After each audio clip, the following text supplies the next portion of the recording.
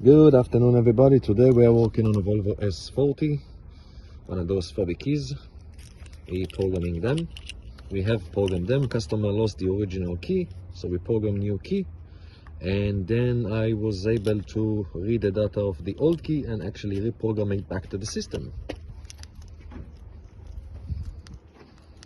This is all working. The remote is working.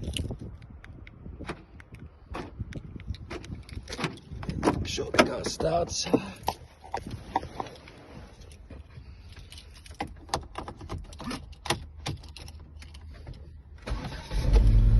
And bang!